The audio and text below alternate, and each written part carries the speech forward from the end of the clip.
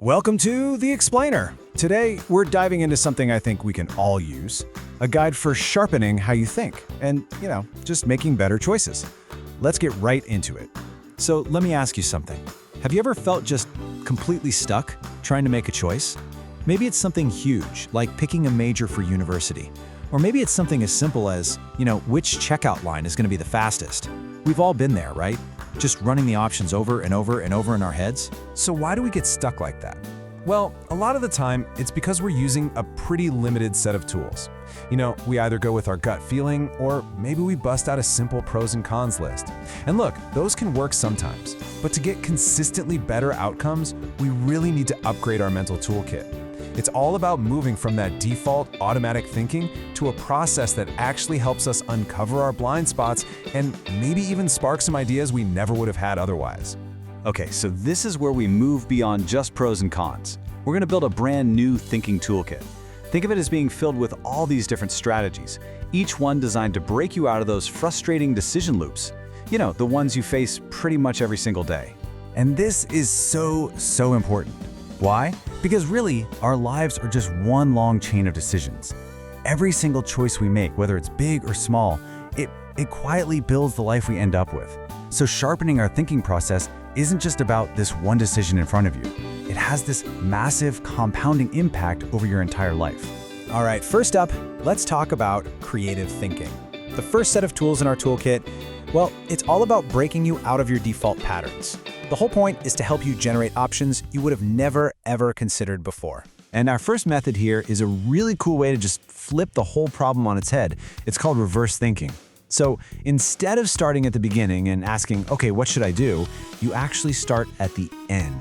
You literally imagine you've already got the perfect result, and then you work your way backward from there. Okay, so let's make this real. Imagine you're looking for an apartment. The default way, right, is to just start scrolling through listings endlessly. But with reverse thinking, you start by imagining you're already living in your dream place. What's it like? Is it quiet? How's the commute? What does your morning feel like there? By answering those questions first, you work backward and build a list of your absolute must-haves. And that makes your actual search way more focused and effective. Okay, let's move on to our next set of tools. Now, these are less about finding the one perfect option and more about, playing defense. These methods are all designed to help you spot the risks and just get the bad choices off the table, right from the very beginning. This next tool is called the anti-criteria filter, and it's so simple, but honestly, it's incredibly powerful. Instead of searching for the perfect choice, you do the opposite. You make a list of your absolute deal breakers, the things you will not accept, and you just eliminate any option that has them. It's basically a filter for everything you don't want. Think about something simple, like choosing a checkout line at the grocery store. Your deal breakers might be, a line with more than 3 people, or maybe a cashier who just seems to be moving super slowly. By applying that filter, you immediately cross out the worst options. All of a sudden, your decision is so much simpler and faster.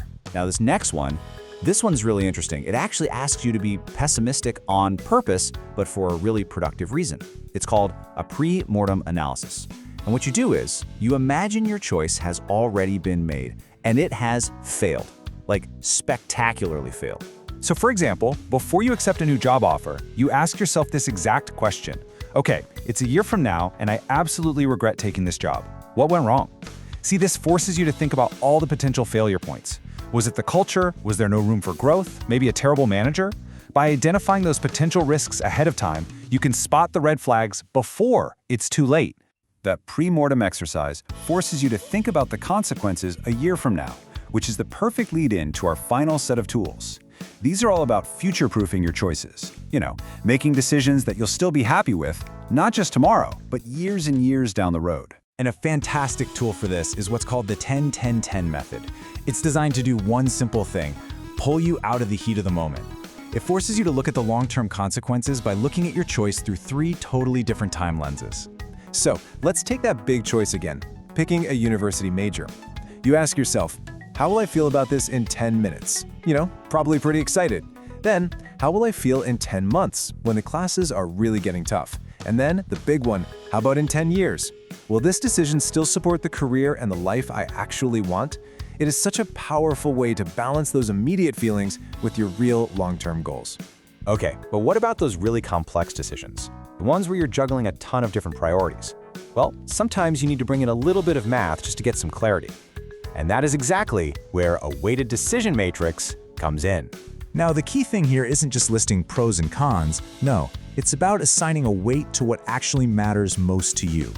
So, for example, career potential might be worth, say, 40% of your decision, but maybe prestige is only worth 10%. Once you score each of your options against these weighted factors and do the math, suddenly you have a much clearer, more objective ranking than your gut feeling alone could ever give you. So you see what we're doing here?